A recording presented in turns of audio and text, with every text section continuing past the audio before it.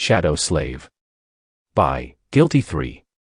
Chapter 70, Judgment of the Blade. Sunny looked at the wounded demon, a grim look of resolve on his face. At this point, there was no reason to argue. They had no other choice but to face the guardian of the island themselves. Sunny's bag of tricks was all empty anyway. In the end, their fates were still going to be decided by sharp blades. Someone was going to get killed, and someone was going to be the killer. How are we going to deal with his armor? Nephi's weighed the sword in her hand and glanced down. I will break through the armor. Can you create an opening? Sunny nodded, not wasting time on unnecessary questions. If Changing Star was certain of her ability to cut through the demon's carapace, he had no reason to doubt it. Creating an opening. That was not going to be easy. Even though the monster had suffered terrible injuries, he was still a force to be reckoned with. His size alone was going to pose difficulties. They would have to bring the behemoth down to his knees before even thinking of carrying out any sort of an effective attack. And he was not just going to stand still under their assault, either. But what else was there to do? While Nephi's was tying the golden rope to the branch, Sunny walked over to Cassie and lightly squeezed her shoulder. She tried to force a smile. I take it that the carapace demon is still alive. Despite the heavy, cold, dark feeling gripping his heart, Sunny tried to make his voice sound relaxed and carefree. Yeah, but just barely. Don't worry too much. This whole thing will be over in no time. One way or another, he added inwardly. Cassie's smile weakened. She was clearly not convinced by his clumsy attempt to reassure her. Sunny hesitated. Hey. Have you ever eaten demon meat? The blind girl was clearly surprised by his question. What? No. Sunny grinned. How about a demon steak? I'm an excellent cook, I'll have you know. I think. Neff had sort of monopolized the preparation of food, so I had no chance to put all the knowledge from the wilderness survival course to practice.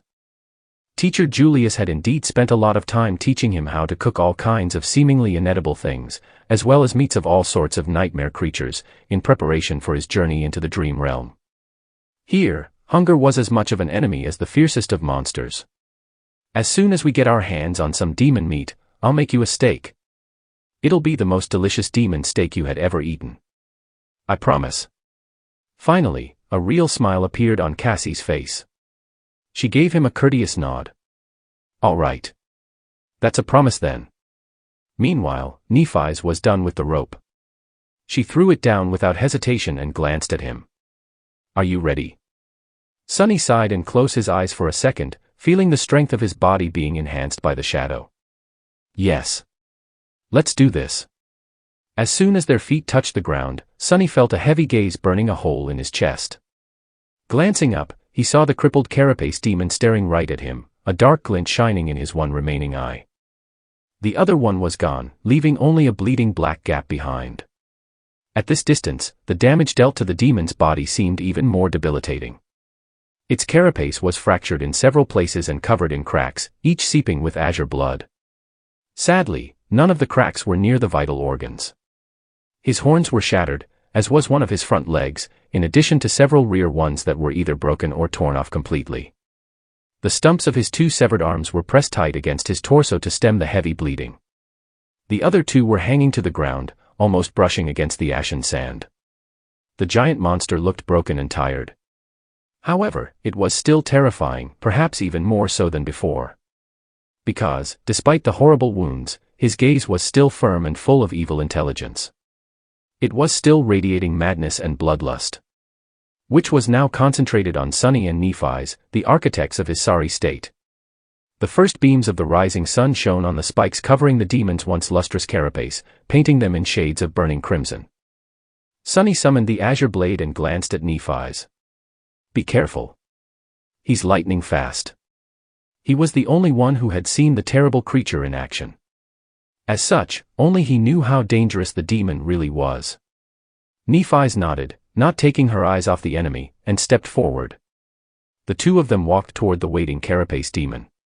Sunny was slightly ahead and aiming to circle the behemoth from the right, the side where the demon had both his last remaining scythe and eye. Changing Star was a step or two behind him, aiming to circle the creature from the left, the side where his pincer arm was slowly rising into the air. In this battle, Sunny's role was to take the brunt of the enemy's attacks, letting his partner deal the lethal blow when the time was right. Through the tacit understanding that they had developed through surviving dozens of life-or-death situations, the two of them were able to cooperate without speaking a single word, fighting almost as one. This was their main advantage. As they were closing in, Sunny felt a slight shift in the demon's posture. Instantly, he knew that hell was about to break loose. He had warned Nephi's about the speed of their enemy, but he also had to deal with it himself. Sunny knew that he was much slower than the giant creature, but he still had to find a way to dodge the massive, terrifying scythe. That wasn't as bad as it seemed. Speed wasn't everything in a fight. Take, for example, Changing Star's training fight against the proud scion of the Hanli clan. Castor possessed an aspect ability that made him 10 times faster than the silver-haired girl, at least. However, in the end, he only won by a hair's breadth. Nephi's had almost smashed his face with an unexpected elbow strike. She had been able to catch Castor unaware not because of her fast reaction. With that big of a difference between their speeds, no amount of reaction could have helped her. Instead, she was able to predict and manipulate the opponent's attacks, starting the strike even before Castor himself knew that he was going to end up in the path of her elbow. She was in control of the battlefield. And now, they had to repeat that feat against the ancient demon of the Forgotten Shore. Luckily, his speed advantage was not nearly as insane as Castor's. Almost simultaneously, Sunny and Nephi's lunged forward, attacking the behemoth from different sides. He also moved, ready to tear them apart. Both his pincer and his scythe rose into the air. Sunny was running as fast as he could, the azure blade outstretched behind him. A fire of cold resolve was burning in his heart. He was ready to live or die by his blade. However, in the next moment, his leg seemed to slip in the sand, and as his eyes opened wide, Sunny stumbled. Not wasting the opportunity, the carapace demon attacked. The terrifying scythe tore through the air, aiming to cut the helpless human in half. But it hit only sand. Sunny, who had feigned his loss of balance to bait the demon's strike, easily avoided the deadly blade by jumping to the side at the last second. He wasn't quite at the level where he could predict every move of the enemy. Instead, manipulating the enemy into performing a predictable attack was easier. After all, deceit and manipulation were his forte. Temporarily safe from the threat of the scythe, Sunny dashed toward the demon's legs. At the same time, Nephi's had managed to avoid the massive pincer and was closing in on them, too. They reached their goals almost simultaneously, one from the right, the other from the left. Sunny slashed with the azure blade, feeling it hit the polished armor and bounce back without leaving even a slight scratch on it. Dull pain radiated through his hands. On the other side of the behemoth's massive body, Nephi's achieved more success. She had attacked the already injured front leg of the monster, cutting deep into his flesh through the wide crack in the metal plate.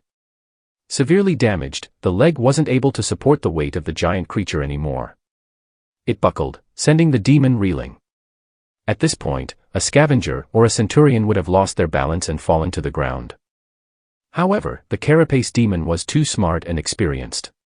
He compensated for the loss of another leg by shifting his body weight to the opposite side and thrusting his scythe into the ground to remain stable. Damn it.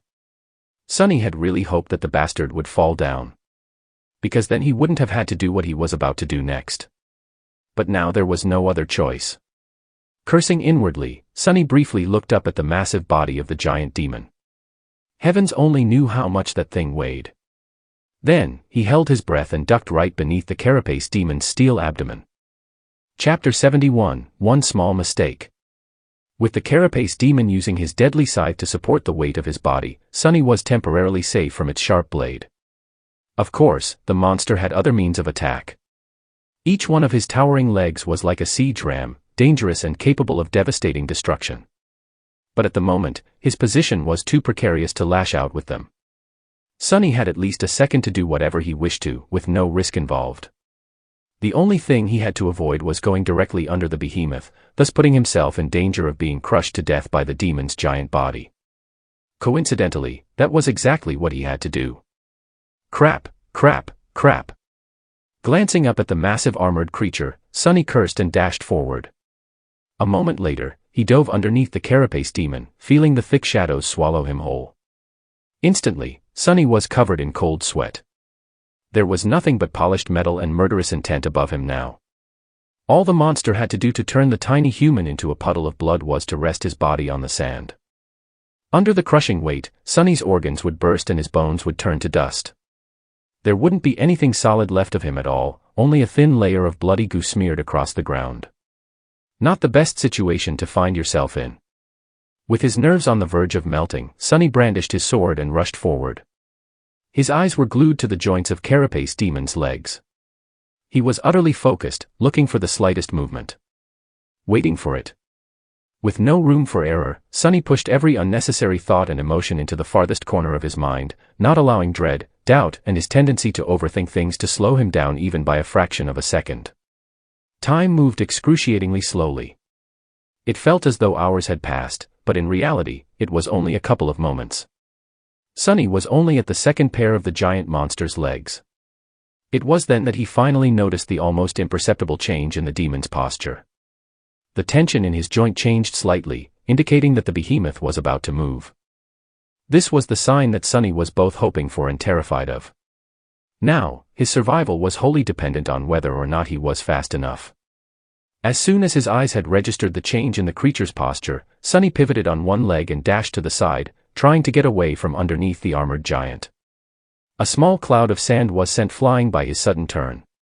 But the demon was incredibly fast. He threw his body down, determined to squash the odious invader like a bug. With inertia and the limits of his human body slowing Sonny down, he felt the metal surface of the carapace begin to fall down on his head long before reaching the safe zone. Death was approaching with abhorrent speed. One step, two. Was he going to make it in time? The carapace demon fell to the ground with a thunderous crash, sending large clouds of sand into the air. The impact was so strong that the whole island trembled. The furious mass of falling metal and spikes missed Sonny by just a few centimeters. He flew from underneath the demon's body at the last possible moment by performing a desperate dive. Crushing into the sand, Sonny rolled away and jumped back to his feet, slightly disoriented by the shockwave of the giant's fall. I actually managed to survive. Sometimes, life was full of surprises. But, all jokes aside, he was not really astonished. His actions, while potentially fatal, had been deliberate and calculated. He was not in the habit of putting his life at risk without being sure that there would be at least a moderate chance of making it out alive. His actions were also always purposeful and pursued a specific goal. In this case, it was to bring the carapace demon down. Only by forcing the giant creature down to the ground, in reach of their blades, could they hope to kill it. In that sense, this dangerous gamble ended in resounding success. The bastard was now lying on his abdomen, his carapace and humanoid torso, where all the vital organs were situated, well in the changing star's attack range. Now Sonny just had to create an opening for her to deal the fatal blow. Although he still had no idea about how she was planning to bypass the impenetrable barrier of the demon's armor. However, creating that opening was not going to be a trivial task. Despite the fact that the monster's mobility was now severely reduced, the distance between him and the two sleepers was also much smaller. Which made dodging his attacks that much harder. Sonny was about to experience that hardship for himself. He was barely back on his feet when the terrifying scythe flashed through the air, threatening to slice his body in half. Sonny had no idea how Nephi's was doing on the other side of the creature's enormous body against the pincer, but dealing with the scythe was almost beyond his abilities. The burning eye of the demon that followed his every move was not helping the situation at all.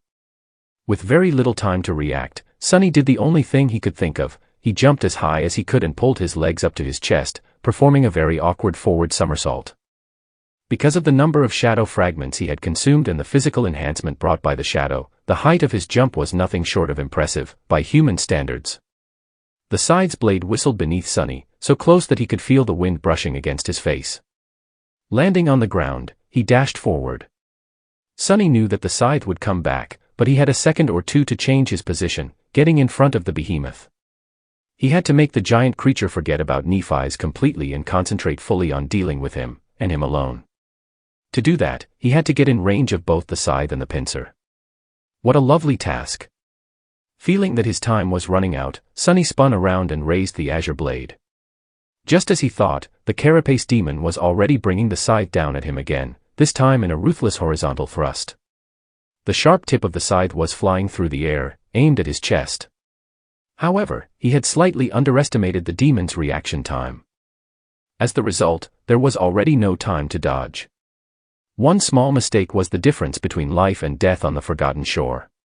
The scene of their first fight against a carapace centurion flashed in Sonny's mind. The situation was eerily similar to this one, with the inescapable doom approaching him at the speed of lightning, too swift and close to be avoided. Brought by the blade of a carapace creature's scythe. But Sonny wasn't the same as he was before. Since that fateful battle, he had spent every day training, gaining experience, and gathering power. He had fought his way through this hell, paying a price of blood for every step. He wasn't that easy to kill anymore. Instead of soft flesh, the scythe was met by the hard steel of the azure blade. Not only did Sonny block the blow, he even managed to angle the sword in a way that would deflect most of the impact instead of absorbing the full force of it.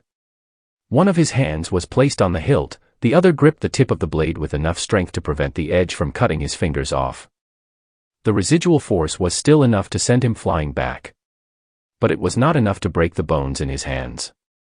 Not with the shadow enhancing the resilience of his body. The azure blade, however, was not as lucky.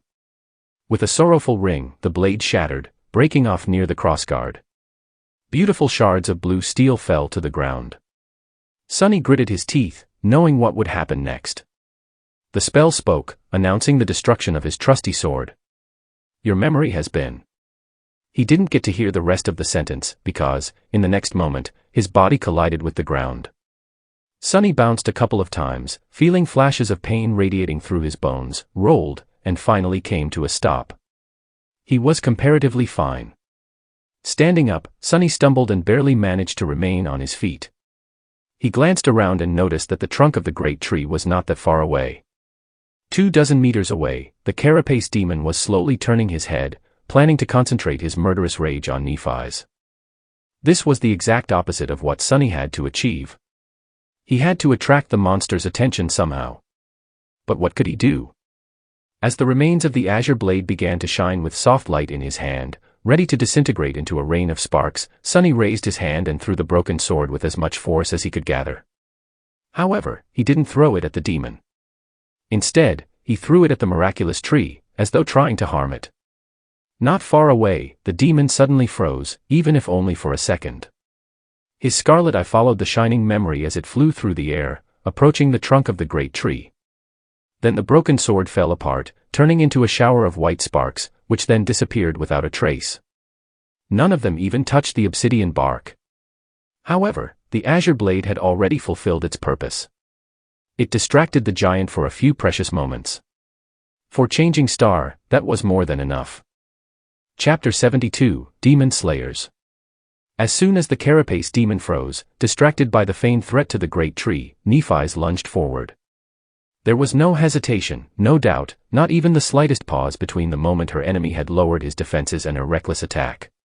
Just like Sonny had been utterly focused on observing the monster's movements before, she had been watching and waiting for this exact moment since the beginning of the battle. Changing Star knew that, when the opportunity presents itself, it will only last for a second. Even that single second almost cost Sonny his life. Nephi's wasn't going to waste it. Her graceful figure flew through the air like an arrow released from a powerful bow, almost leaving afterimages behind. The silver blade of her longsword glimmered, reflecting the light of dawn. The black and white armor seemed to turn into a blur. She was going all in, rushing at the enemy without leaving herself even the slightest chance to retreat. Things were happening too fast for Sonny to form a coherent thought. He could only watch, time slowing down to a crawl, a storm of emotions raging in his mind. The demon reacted almost immediately, recognizing the threat. But almost didn't count on a battlefield. A moment of distraction was all it took to lose everything. That one mistake, no matter how small, had been enough to seal his fate. If Nephi's was really capable of breaking through the creature's indestructible carapace, that is. Otherwise, it was all for nothing, and they would be the ones dying, instead. The fearsome giant moved his scythe, trying to slice her apart. The pincer flashed from the other side, threatening to crush her body into pulp. But he was a fraction of a second too late. Changing Star was just a tiny bit faster. As she ran, something changed about the cadence of her steps. Sunny couldn't see her face behind the visor of her helmet, but if he could, he would see a grimace of agony contorting Neff's pale face. In the next moment, a soft white radiance ignited beneath the skin of her hands. However, this time, it didn't stay there. Instead, the white flame flowed outward, into the hilt of the silver sword, and then into its blade. The sword suddenly turned into a sharp radiant edge, burning with incandescent white light. It shined so brightly that Sunny felt the desire to close his eyes. However, the radiance wasn't soft and warm anymore. Instead, it seemed to be capable of reducing anything it touched to ash and sharp enough to cut the fabric of the world itself. Perhaps, it was even sharp enough to cut the strings of fate. Sunny remembered how Nephi's had described her aspect ability. It can be used for healing. Back then, he had suspected that this phrase of hers implied that there was more to it. He even marveled at how precious and rare such an ability would be. It seemed as though he was right. Changing Star's miraculous flame was capable of both healing and destroying. It possessed an enhancing effect similar to his own shadow control, at least when applied to weapons. Who knew what else it could do? An incredible ability indeed. Looking back, he understood that Nephi's had not tortured herself in vain. All the times she pretended to meditate while enduring the excruciating agony of her flaw in secret were meant to make this moment possible. To give her enough fortitude to use this ability in battle without passing out from the pain. She succeeded. The question was, would that be enough? Was her sword strong enough to break the mighty carapace of the awakened demon? After all, no matter how incredible the ability, it was still powered by a weak dormant soul core of a lowly sleeper. They were about to find out. A few steps away from the carapace demon's towering torso, Nephi's bent her legs and jumped, soaring high into the air. Her sword flashed forward in a vicious thrust, so fast that, for a moment, it looked like a beam of pure white sunlight. Then, it collided with the strange alloy of the giant's lustrous armor. Right at the spot where his heart was supposed to be. Of course. Back when they were hiding in the dead Leviathan's empty spine, Cassie had told them about her vision. In that vision, she saw the carapace demon being attacked by a terrible creature of the deep dark sea. In the aftermath of the battle, the demon was severely wounded and on the verge of dying. The most horrible wound was on his chest, where the armor was torn apart and shattered, revealing the monster's beating heart. With time, all his injuries had healed. Except for this one. While the carapace of the demon seemed to have recovered, in truth, it was never fully restored. In this one spot, the armor was secretly weakened. And it was exactly to that spot that Nephi's had delivered her blow. It didn't matter whether her radiant sword was really capable of breaking through the impregnable armor of the awakened creature, because she attacked the only weak spot on his body, the place where his armor had already been broken. With a flash of white light, the incandescent sword pierced through the metal of the demon's carapace and plunged into his body, unleashing a fury of fire inside the adamantine shell. It seemed as though the giant was suddenly illuminated from within, with beams of light shining through the cracks in his armor. For a moment, the surreal sight was burned into Sunny's mind. Then, Changing Star's sword had reached the carapace demon's heart and sliced it apart, incinerating everything around it and making the azure blood of the fearsome creature boil and evaporate. Sunny's legs buckled, and he gracelessly fell on his ass. Wah. We did it. The demon staggered. His arms slowly rose, as though trying to pull Nephi's into a final embrace. But then, as his body twitched, they fell to the ground. Neff landed in the sand and jumped back, ready to defend herself. But there was no need. The proud guardian of the Ashen Barrow was dying. The scarlet light in his one remaining eye was dimming, any semblance of intelligence quickly disappearing from his gaze. The demon heavily slumped, all remnants of strength abandoning his mighty body. Turning his head with incredible effort, he cast one last look on the great tree. Then, his gaze stopped on Sunny. There was no fury or madness in that gaze anymore.